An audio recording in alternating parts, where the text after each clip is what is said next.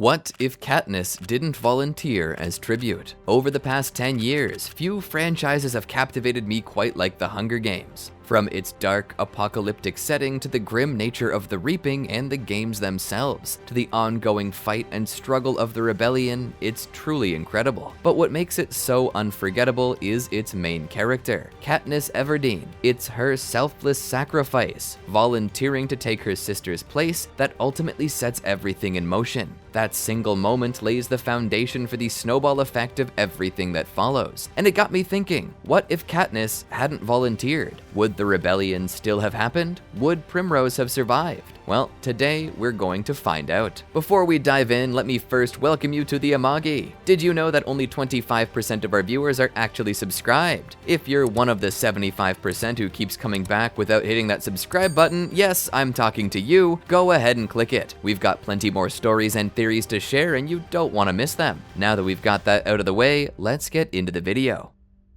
Chapter 1. The Reaping. Katniss watched as Effie Trinket dipped her hand into the bowl of names. Her heart pounded so hard it felt like it might burst from her chest. Over the past month, Katniss had taken 20 tesserae, extra rations of food offered in exchange for entering her name into the Reaping more times. Gale, on the other hand, had taken 42. This meant that Katniss had 20 times the risk of being chosen as the average person, while Gale's odds were an overwhelming 42 times greater. The phrase, "may the odds be ever in your favor," felt like a cruel joke. Unfortunately, the name that was drawn was far worse. Primrose Everdeen. Effie Trinket announced, her voice bright and theatrical, her white skin and pink hair as eccentric as ever. Katniss froze. No, this can't be happening. Time seemed to stretch into eternity as two peacekeepers approached Primrose, gently but firmly guiding her toward the stage. Katniss locked eyes with her sister. Prim was trembling, her face pale, her blue eyes wide with terror. Katniss's mind raced. This was a death sentence, a fate no one could escape, unless... She inhaled sharply, steeling herself to speak the words that would save her sister, but her throat closed up. She couldn't do it. "Let's give a big round of applause for our tribute, Primrose Everdeen," Effie chirped, her tone exaggerated as though trying to coax enthusiasm from the crowd. As expected, there was no applause, only silence. No one in District 12 enjoyed the Reaping, but this was different. Even the peacekeepers faltered, visibly uncomfortable as a young, helpless girl was forced to walk toward what everyone knew was a death sentence. Chapter 2. The Road to the Capital. The next day, Primrose sat at the table aboard the high-speed train headed for the capital. Across from her sat Effie, who spoke without pause, rattling off everything they could expect in the coming week. Her cheerful tone felt almost mocking in the face of what lay ahead.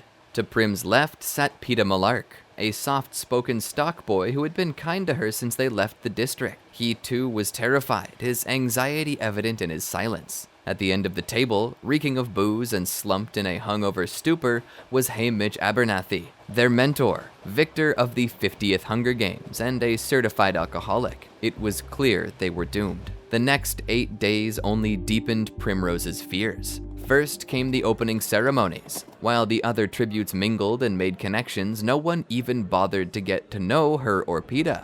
Then came the training sessions. Peeta, though strong, failed to impress the sponsors. Predictably, neither did Primrose. She wasn't a skilled archer or hunter like her sister. The only thing she had was her talent for cooking, a skill that seemed utterly useless in this arena. The interviews were no better. Primrose struggled to capture anyone's attention. Her nerves and timid demeanor made her invisible compared to the bold and charismatic tributes vying for sponsors' favor. Throughout the week, Primrose tried repeatedly to seek guidance from Haymitch, but every time she approached him, he was drunker than the last. He offered her just one piece of advice. Run. When the timer hits 0, don't go for the middle. Turn around and run.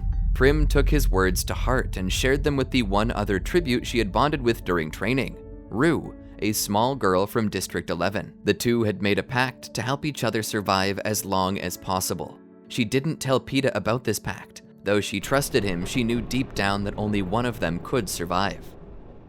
Chapter 3. The Hunger Games. In unison, all 24 tributes rose from their platforms into the arena. Prim squinted, trying to make sense of her surroundings. On the far side of the arena, she spotted Peeta. He was frantically gesturing, trying to signal something, but the distance made it impossible to understand. 2 platforms over to her right sat Rue. She was frozen with fear, her wide eyes betraying the terror of what was about to unfold. For a brief moment, their eyes met. Prim mouthed the word, "Run." The countdown ended. 3, 2, 1. The games began. The world went silent. Following Haymitch's advice, Prim turned away from the cornucopia and sprinted to the forest. Her heart thundered in her chest as she dodged branches and leapt over roots, adrenaline driving her forward. But her worst fear came true. Someone was following her. Though not as fast, they were close enough to keep pace. Panic surged through Prim, pushing her legs to move faster than ever before. Suddenly, the ground disappeared beneath her and she tumbled into a ravine. Gasping for breath, Prim scrambled to her feet and grabbed a stone, clutching it tightly as she turned to face her pursuer. She froze when she saw who it was. It was Rue. "You're fast," Rue said, panting heavily. "Are you crazy? I almost had a heart attack," Prim snapped, lowering the stone. "That's the least of our worries," Rue replied, her voice steady despite the chaos around them. "Peeta, did you see him?" Prim asked urgently. Rue shook her head. "I didn't." Prim's heart sank. She had hoped Peeta would be her anchor in this nightmare, someone she could rely on. She didn't like her odds of survival, but if there was any chance, she had thought it might come from working together with him. Now, she wasn't so sure. Suddenly, both girls were snapped back to reality by the faint, desperate screams of someone in the distance, likely one of the tributes who had attempted to run to the cornucopia. The reason this was so dangerous was because of the careers. Tributes who had spent their entire lives training to volunteer for the games and win. They were specialists, each with unique skills, and had plenty of sponsors to back them up. Most importantly, they were trained killers who didn't hesitate, something both Prim and Rue sorely lacked. For the rest of the day, Prim and Rue moved silently through the dense foliage, carefully avoiding any sign of other tributes. By late afternoon, they stumbled upon a small stream. They drank as much water as they could before climbing a nearby tree to wait out the night. As they settled into the branches, a quiet whirring noise caught their attention. A small drone descended, carrying a tiny backpack. Inside was a note that read, "I'm sorry, Haymitch." Alongside the note were a half-empty metal water bottle, a small knife, and a single nutrition bar. Sitting in the dark, the 2 girls divided the bar, eating their halves in silence. The night felt heavy, the darkness oppressive. Then came that sound they both dreaded, a series of loud cannon blasts echoing across the arena, signaling the deaths of tributes that day. A hologram lit up the sky, displaying the faces of those who had fallen in the fighting. Prim watched anxiously, her heart pounding, hoping to not see Peeta among them. Fortunately, his face didn't appear. He was still alive. There was still hope. Chapter 4, The Careers. The next morning, Prim and Rue woke to the sound of laughter below. It was the Careers. First, there was Kato, broad-shouldered and menacing, with his massive sword from District 2. Then came Marvel, carrying his javelins from District 1. Lastly, there was Glimmer, also from District 1, armed with a bow and arrow. But one was missing, Clove, the girl from District 2. "You let her die!" Kato roared at the others, his voice filled with rage. "We didn't let her die," Marvel shot back. "She got greedy chasing that District 12 kid. He's terrible with a sword, but he's strong." "I saw Glimmer aim at him with her bow," Kato growled, narrowing his eyes. "But she didn't take the shot. Why?" "I didn't want to hit Clove," Glimmer replied with a sly smile. "Bullshit," Kato spat. "You let her die so you wouldn't have to worry about her. You knew she was better than you up close." "Can we get rid of him already?" Glimmer snapped, raising her bow and aiming it at Kato. "Go ahead," Kato said coldly, unsheathing his sword, "but you'd better make it count. You both know I can cut you down without a problem." As the 3 careers stood in a tense standoff, Prim and Rue sat frozen in the tree above, doing everything they could to remain silent.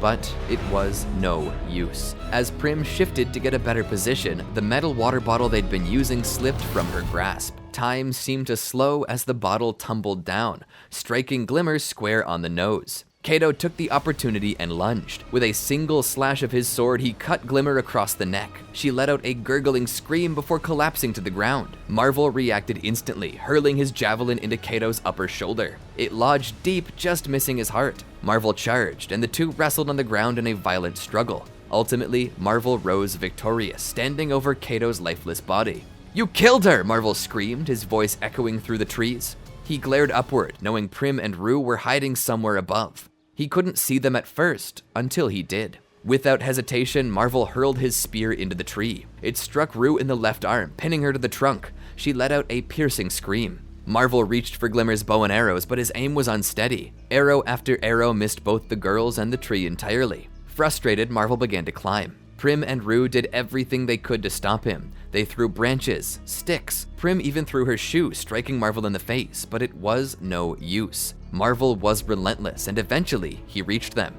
Grabbing Rue by the leg, he yanked her downward. The spear lodged in her arm tore at her flesh as she screamed in agony. Prim kicked wildly with her one remaining shoe, desperate to free her friend. She then remembered the knife in her pocket. Quickly, she grabbed it and plunged it into Marvel's eye. It worked. He screamed in pain, losing his grip on the tree, but as he fell, he dragged Rue down with him. They both hit the ground with a sickening thud. Prim climbed down as quickly as she could, praying that Marvel's body had cushioned Rue's fall. It hadn't. Both lay motionless, their necks and likely their spines broken. Prim sank to the ground, tears streaming down her face. She couldn't handle this, any of it. All she wanted was to lie down and never wake up. As if things couldn't get worse, Kato stirred. He wasn't dead. His eyes locked onto Prim and he grabbed his sword, swinging it with what strength he had left. The blade slashed clean through her foot, the one without a shoe. Kato began crawling toward her, faster and faster. Then, out of the bushes, came Peeta. With a large rock in hand, he hurled it at Kato's head. The sound and sight of the impact were too much for Prim. She vomited before finally losing consciousness. Chapter 5. The Berries. Prim eventually woke from what felt like the deepest sleep of her life. In her dreams, she'd returned to District 12, where she and Katniss had struggled to eat most days. Funny how a bit of starvation now seemed like a luxury compared to the horrors of the arena. As she opened her eyes, she saw Peeta sitting by a stream, refilling the water bottle she and Rue had accidentally dropped on Glimmer. Turning her head to the left, her gaze fell upon a mound of freshly dug dirt, shaped solemnly like a body. Rue.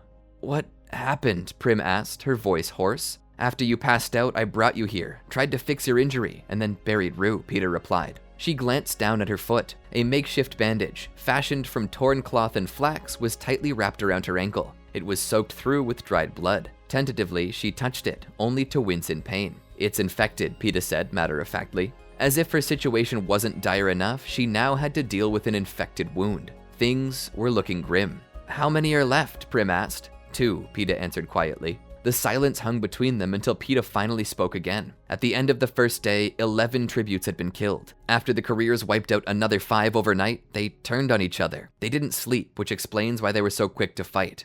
"I killed Clove and 2 others before I found you. With the rest of the careers dead, and Rue," Peeta trailed off. "That just leaves us, you and me." Prim swallowed hard, her mind spinning. "What are you going to do?" she asked. "I'm not going to kill you, Prim. I wouldn't do that," Peeta said firmly. "I have an idea. We draw straws. The loser eats these." He held up a handful of nightlock berries. "You'll be gone before they even hit your stomach." They sat in silence, the weight of the decision pressing down on both of them. Finally, Prim nodded. Peeta broke 2 sticks, one shorter than the other, and placed them in his hand, concealing their lengths. He offered them to Prim. Without hesitation, she picked the left one. Peeta opened his hand, revealing that she'd chosen the shorter stick. "Okay," Prim said, her voice steady. "Hand them to me." Peeta didn't move. "Hand them to me, Peeta. We made a deal." "I'll do it," Peeta insisted. "No," Prim said firmly. "I agreed to this. You could have killed me or left me to die, but you didn't. I'm not going to let you sacrifice yourself for me now. Give me the berries and hush." Peeta hesitated, but Prim's resolve was unwavering. For all of his strength, Peeta was still soft-hearted and easily overwhelmed. Prim couldn't help but laugh quietly, thinking about how this might have gone if her hot-tempered, more stubborn sister Katniss had been in her place. "I guess we'll never know," she thought to herself. Without hesitation, Prim took the berries. Almost instantly, her throat began to burn, and she started coughing violently. Her chest felt like it was on fire. The world around her blurred, and darkness crept in as her body collapsed to the ground. The last thing she felt was Peeta's hand on her shoulder. Epilogue. A long story. Katniss watched as Prim's eyes slowly shut, her chest rising and falling one last time. She glanced to her left, where even the peacekeepers were averting their eyes. Few liked the reaping, but no one enjoyed watching a helpless girl die for no reason. Over the next few days, Katniss went about her routine, appearing to the world as a grieving sister. To the peacekeepers, she was just another broken girl. But behind closed doors, she was fury. She was fire. "If only I had mustered the courage to volunteer," she thought bitterly. "None of this would have happened. Hell, I could have actually won." Weeks passed. Peeta was celebrated as the victor of the 74th Hunger Games. Although he had saved Prim, Katniss couldn't bring herself to forgive him. Every time she saw his face on the television, she felt the rage boil up inside of her. That's why, when Peeta showed up on her doorstep nearly a month after the games, the first thing she did was punch him square in the nose. "Katniss, can I come in?" Peeta asked hesitantly. She said nothing, tears streaming down her face. Taking her silence as permission, Peeta stepped inside, closing the door and drawing the blinds. Katniss glared at him, her anger momentarily renewed. This guy, she thought bitterly, this is the guy who won the games? Pathetic. I did everything I could. It wasn't enough, Katniss exploded, cutting him off. Katniss, stop. I need to. Tell me what? That you should have sacrificed yourself? That you should have done things differently? Well, you didn't. You can't. Prim is dead, and there's nothing you can do to change that. Prim isn't dead, Peeta said firmly. Katniss froze, his words barely registering. You could have saved. Prim isn't dead, Peeta repeated, louder this time, but still almost a whisper. Katniss stared at him, her fury replaced by confusion. What are you talking about, she demanded. Speak. Peeta hesitated, glancing toward the window as if afraid someone might be listening. It's a long story, he said, but one I can tell you. To be continued. What a jerk, am I right? Keeping you guys on a cliffhanger until next time? Well, if you want to know what happens next, make sure you like this video and subscribe. Ring that bell too so you don't miss it. If you really want to make sure we continue on with this story, share it with your friends. Get some hype going. All right, that's all for today. Thanks for watching, and we'll see you next time.